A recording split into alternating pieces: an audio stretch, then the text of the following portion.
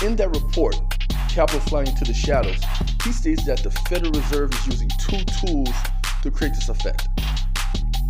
The first tool affects the traditional banking industry, and that's the selling of Treasury bonds.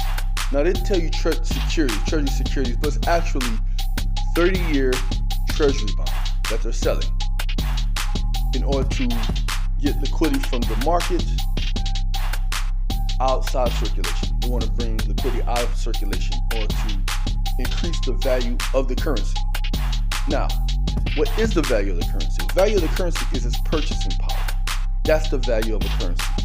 So when you take currency out of the market, out of circulation, you have a higher demand for that currency, which creates a higher value of that currency, which makes the purchasing power of that currency stronger, because now it takes less currency to purchase the same product or service. So when you do that as a company, prices are going down, so you're making less revenue. But interest rates are going up. If interest rates are going up and you're using some type of leverage, then your debts are increasing. So you're making less revenue while increasing your debts. That right there is what causes a so-called credit crunch, liquidity crunch, and you're going to have a very much of a financial crisis because of that. Now, those are the same conditions that caused the so-called financial crisis of 2008. And I know they're trying to create a situation where they will have a scarcity of liquidity. Why is it Jay and Secretary Yellen's fault? Well, particularly Chairman Powell, but also I think Secretary Yellen, were advocates of a strategy that's called Go Big at the Fed. After 2018, you recall at the end of the year, we had a big problem in the money markets.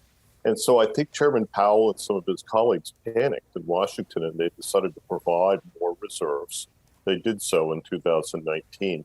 And then we had COVID, and they even went bigger, and they expanded the Fed's balance sheet to almost $9 trillion. So what they did, in essence, was throw a lot of money at a perceived problem, but they've created a real problem now, which is that interest rates have risen. All the paper that was originated in 2020 and 21 is now trading 15, 20 points below the price where it was issued. And the banks are facing huge losses. Also, other investors, bond investors, REITs, all sorts of people that own these high-quality AAA-rated securities. We're talking about Treasuries, Ginnies, Fannies, Freddies, right, which are supposed to be low risk, but the Fed has created huge market risk. And so these outliers like Silicon Valley, First Republic have tipped over in a difficult funding market. And even JP, even Bank of America, you can see how their cost of funds is rising. It's very rapidly year over year. Their cost of funds is rising, Chris. Hey, it's Julie. It's good to see you. Hey. Their cost of funds is rising. However, the whole issue of unrealized losses sitting on their balance sheets, like that in and of itself, isn't that much less of an issue? Isn't it even almost a moot point at the biggest banks, at everybody besides the banks that seem the most distressed? I mean, those banks don't have to do anything with that stuff, right? No, you see, that's the issue. In a way, yes, it's an optics problem. So back at the end of the third quarter last year, it was horrible. It was almost $1 trillion in mark-to-market losses on available for sale and also held-to-maturity securities. But the problem, Julie, is that we originated $25 trillion worth of securities in 20 and 21 of all descriptions. That paper has very low cash flow. So if I'm holding Ginnie Mae 2s and my cost of funds is now 5, I'm losing money, okay? And so the embedded cash flow loss is the problem.